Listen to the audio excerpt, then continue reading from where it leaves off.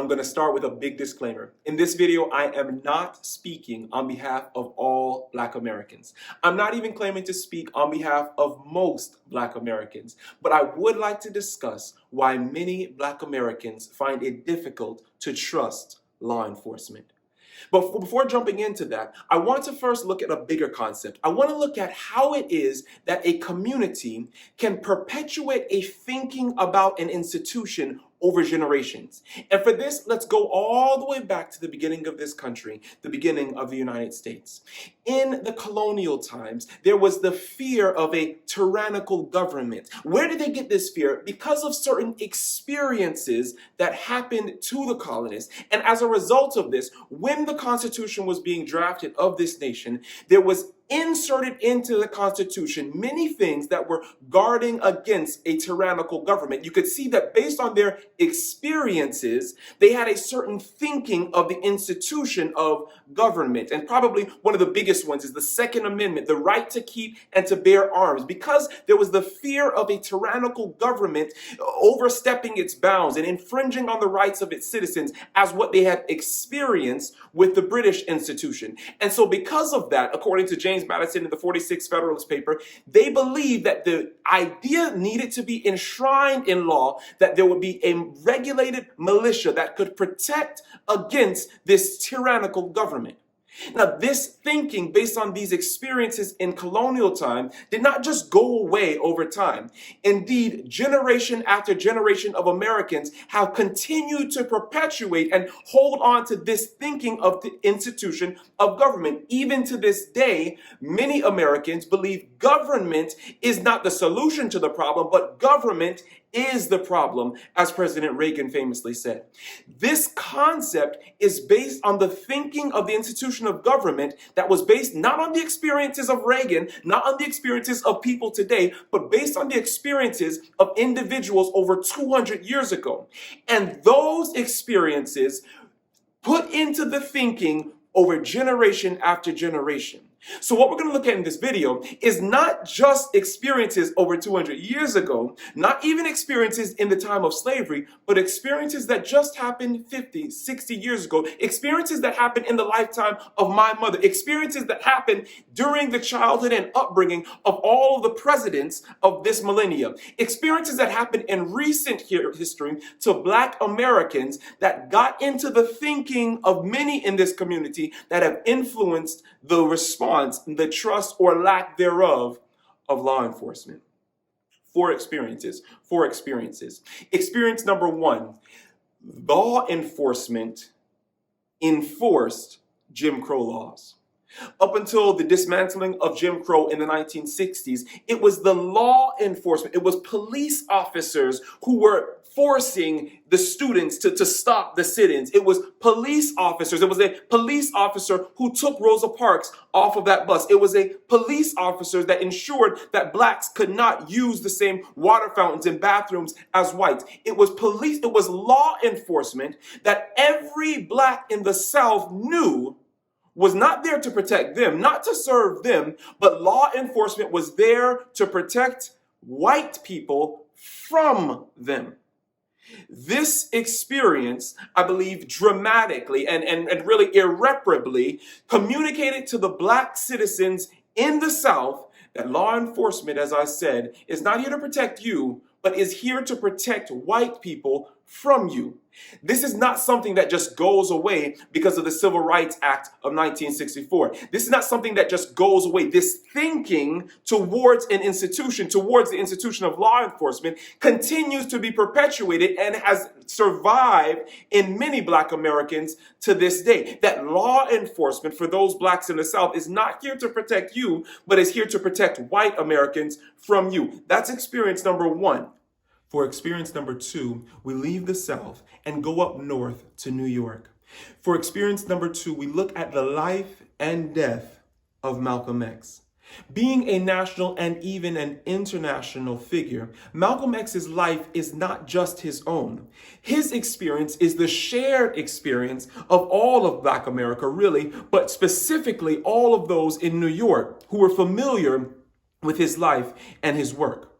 Multiple times, Malcolm X would make the joke when he would stand up to give a speech and say, hey, I'm speaking to my brothers, to my sisters, to my friends, and to my enemies, recognizing that he was well aware of the fact that in most of his speeches, there were present undercover officers of the NYPD, undercover officers also of the Bureau of Special Services and Investigation, undercover officers also of the Federal Bureau of Investigation. 3 levels of law enforcement were there not to protect him, but like we saw in the South, to protect white America from him.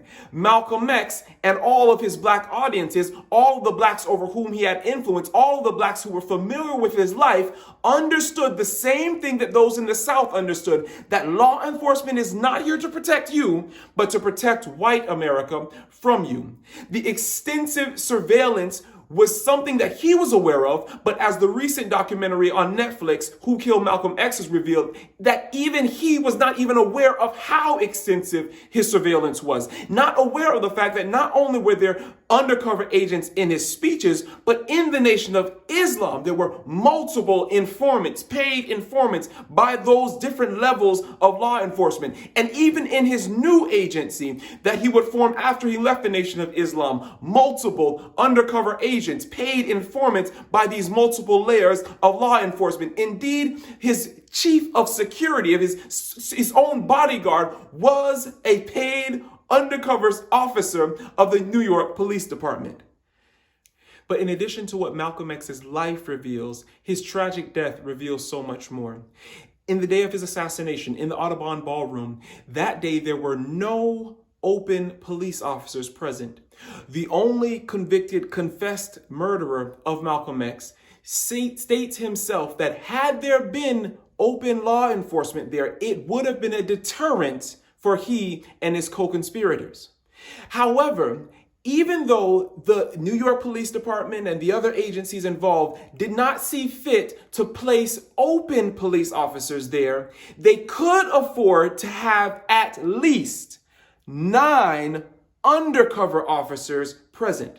Isn't that a chilling message that it sends? That they couldn't afford to be bothered to put officers there to protect him from the obvious threat on his life, having just had an attempted assassination literally the week before his death. They couldn't bother to protect him from an assassination attempt on his life, but they could afford to have 9 at least plainclothes undercover agents there. Again, the message is clear.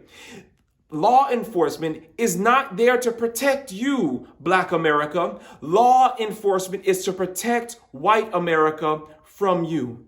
This is the message that Black Americans in the North, in New York, in Harlem, in Brooklyn, in the Bronx, in New Jersey, in that region, heard loud and clear from the experience of Malcolm X. We've looked at the experience of blacks in the South. We've looked at the experience of blacks in New York. But now we go to Chicago for one of the saddest experiences in all of American history, the political assassination of Fred Hampton. Fred Hampton was a young man, just 21 years old when his life was cut short. He was full of potential. By the age of 21, he had already been a leader of a local NAACP chapter.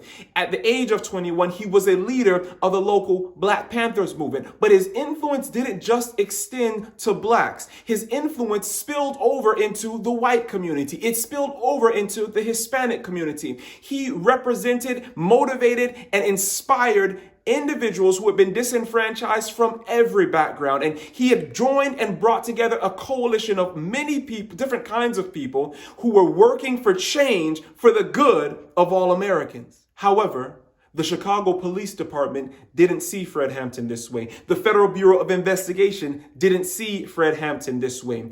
On the morning of December 4, 1969, Chicago police officers showed up at the door of Fred Hampton, where also many other Black Panther Party members were staying. As the door opened, the police opened fire, killing instantly one of the young Black Panthers who opened the door. His gun goes off and shoots a bullet into the ceiling. This is the only bullet shot by a Black Panther.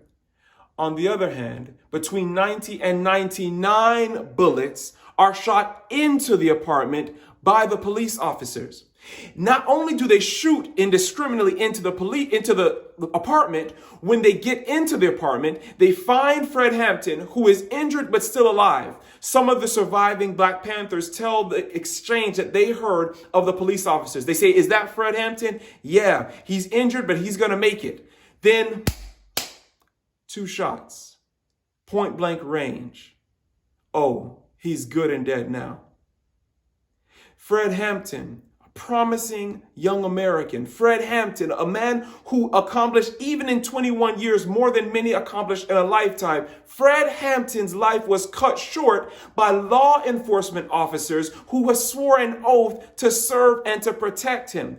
But just like we learned in the South, just like we learned in New York, the blacks here in Chicago and the 5,000 people who attended his funeral got the message that law enforcement is not here to protect Black Americans. Law enforcement is here to protect white Americans from Black Americans.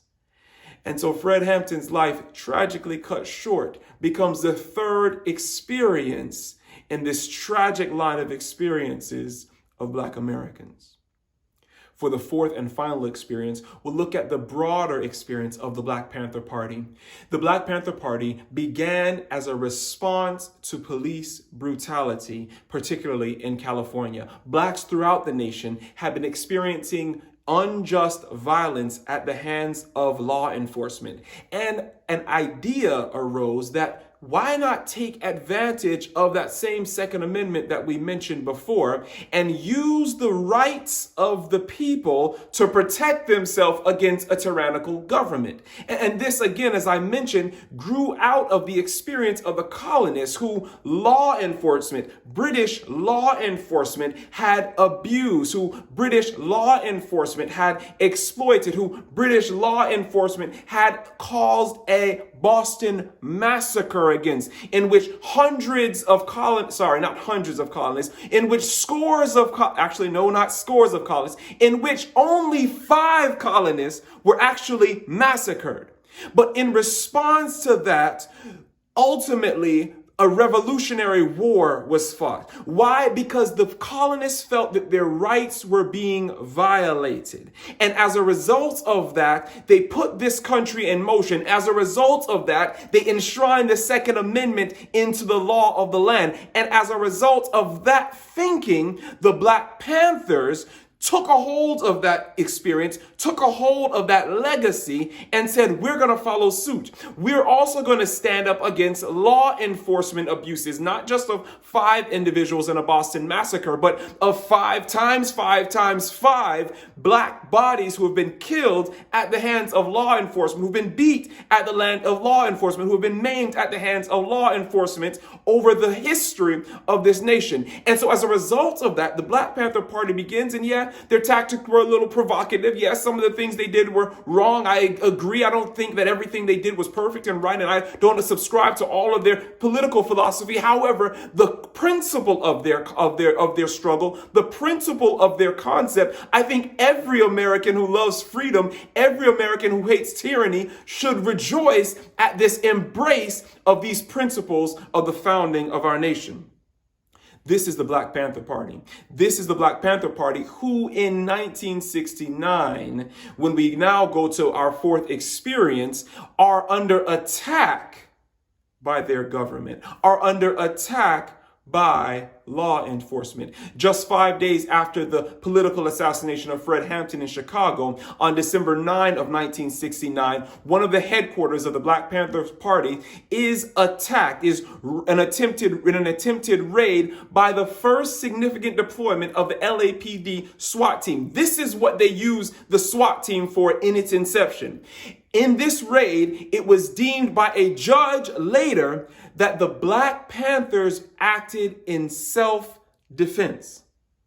How is it that individuals have to act in self-defense against individuals who have swore an oath to serve and to protect them? Why is it that they must act in self-defense against individuals who their own tax dollars are paying to be armed and to shoot grenade launchers into their headquarters? Why is it that in this nation, these people have to act in self-defense against law enforcement. Why ever this is the case, the message was loud and clear. The same message from the South, the same message from New York, the same message from Chicago. That same message rang out throughout California and indeed the nation, that Black America, law enforcement is not here to protect you. Law enforcement is here to protect white America from you. I'm not saying that this is the case of every law enforcement officer. I have friends that people I consider friends that are law enforcement officials. I have a cousin that's pretty close to me who's engaged to a law enforcement officer. I'm not against law enforcement individuals. I'm not saying that this is even true of the majority of law enforcement officers today. But what I am saying is that it is very reasonable for many in the Black community to think towards law enforcement this way. Just as it is so reasonable for many in the American community at large to think towards government the way most Americans think towards government. Based on experiences that happened over 200 years ago, they responded to that experience in an understandable way. And what I'm saying is that not 200 plus years ago, but just 50, 60, and even more recently, Black Americans have experienced similar, if not greater, abuses at the hands of law enforcement. And it is similarly reasonable that many in the Black community would at the very least distrust, if not all out despise, law enforcement. But I don't want to end on such a terrible note. I believe that fortunately, there's still hope. But that hope does not lie in time. That hope does not lie in generations dying off, because as we saw since the inception of this nation, the thinking has perpetuated throughout generations. This will not change on its own. If there is to be a reconciliation between many in the Black community and law enforcement, it is only going to be by intentional effort. But fortunately, there have been examples of this very thing taking place. In Camden, New Jersey, what was done there was a complete redo of law enforcement, a complete taking away of the law enforcement officers and replacing them. Many of them came back, and the same people came back, but under a different administration, completely reviving the entire organization. And so it was rebuilt on a trusting relationship with the community. That has been shown to be a successful model. I don't think that needs to happen all over the country, but I think in many places in the country, we need to be looking at that individuals need to be looking at their local law enforcement agencies and say, what is the relationship between the community and the law enforcement agency? Is this a relationship that can be repaired by mediation? Is it a relationship that is so frayed that, like Camden, this relationship needs to be entirely redone? But whatever it is, I hope that through just 4 experiences, and that you can think and read and study more, but just through these 4 experiences, I hope that somehow you can at least understand why so many African Americans distrust law enforcement.